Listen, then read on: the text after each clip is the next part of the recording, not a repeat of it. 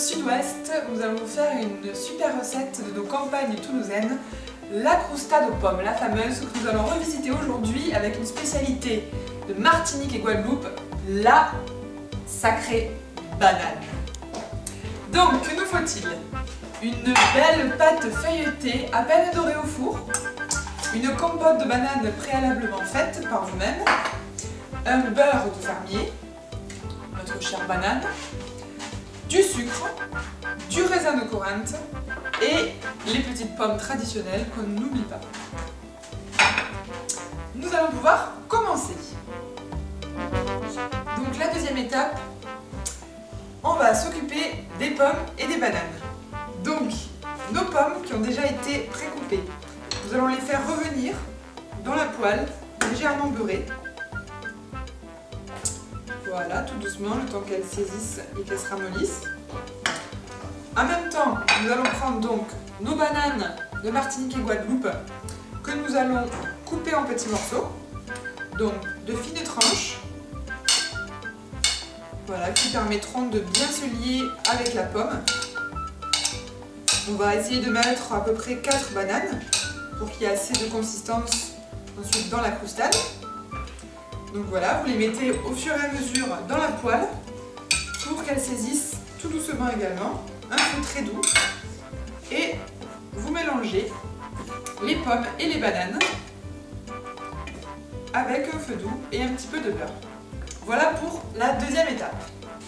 Donc, pour continuer, nous allons rajouter, saupoudrer légèrement de sucre, notre joli poêlé, tout doucement. Et la petite touche du chef, très sud-ouest pour les gourmands, un petit alcool local. On va y verser 2-3 cuillerées, tout doucement, qui va venir napper nos fruits et donc leur donner un petit goût alcoolisé qui sera un délice lors de la dégustation. Voilà, messieurs, dames. On voit donc nos petits fruits se colorer grâce à l'alcool que nous avons mis tout à l'heure. Donc un petit vin cuit du sud-ouest, mariné dans des noix. Ça sera un vrai petit délice. On va laisser tout ça chauffer encore un peu, le temps d'aller préparer donc la pâte à tarte, la pâte feuilletée que nous allons napper. Donc nous allons voir la troisième étape, le nappage. Donc pour cela, il aura fallu préparer la veille une petite compote de bananes et de pommes. Donc ça va nous permettre en fait de napper le fond de la pâte feuilletée qui va donc être imbibé du jus de la banane et de la pomme. Voilà, vous pouvez y aller de manière assez importante. N'hésitez pas donc à mettre une couche assez épaisse.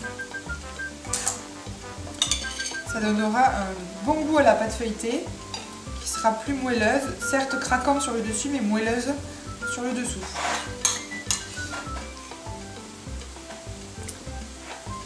Voilà, donc vous voyez la texture.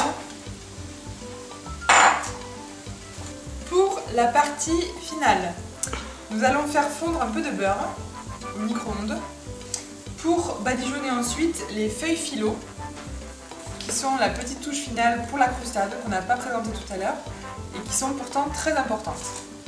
Donc,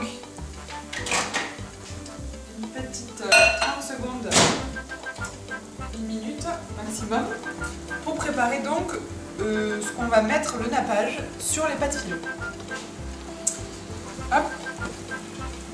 Voilà, là on commence à avoir la bonne texture. Pour terminer notre belle croustade, on surveille bien notre four qui a été préchauffé donc à 70 degrés. On va chercher donc notre garniture qui est terminée. On la prend et on va déposer tout doucement les bananes de Martinique et de Guadeloupe et les pommes sur notre pâte feuilletée qui avait été nappée de compote. Donc tout doucement, on verse et on aplatit la garniture. Voilà, voilà. Là, l'odeur est en train de se répandre. Voilà, on aplatit tout. La petite touche du chef, quelques raisins de Corinthe. On en met juste quelques-uns qui vont donner un petit goût sud-ouest. Voilà. On va rajouter la petite pâte philo. Donc on va mettre en morceaux sur la croustade. C'est ça qui fait la touche finale de la croustade. Donc vous la déposez, c'est normal, hein, ce côté un peu cassé, tout à fait normal. Alors dès que vous en déposez un petit morceau, vous réutilisez votre beurre fondu et vous allez napper la pâte philo pour qu'elle dore bien au four. Donc de ce fameux beurre que nous avons mis au micro-ondes quelques minutes. Voilà, on en rajoute encore une autre. Voilà à peu près à quoi ressemble notre belle croustade qui va dorer au four. On va la laisser bien un quart d'heure et puis on va lui rajouter un petit coup d'œil pour voir si tout va bien. On va donc l'enfourner dans un four qui est préchauffé. Hop. On va augmenter la température à 150 degrés, 160. Et puis on contrôlera au bout de 15-20 minutes pour voir si la pâte a bien doré et à la limite on pourra un petit peu baisser la température. Voilà donc notre fameuse croustade du sud-ouest revisitée à la banane de Martinique et Guadeloupe. A tout à l'heure pour la dégustation. Et voici la belle croustade au bout de 20 minutes de cuisson.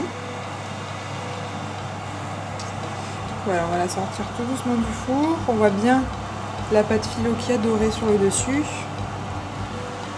On va pouvoir la sortir. La laisser refroidir tout doucement. Et puis la déguster. Donc, il faut bien compter 20 minutes de cuisson. On a augmenté légèrement à 185 le four. Régalez-vous!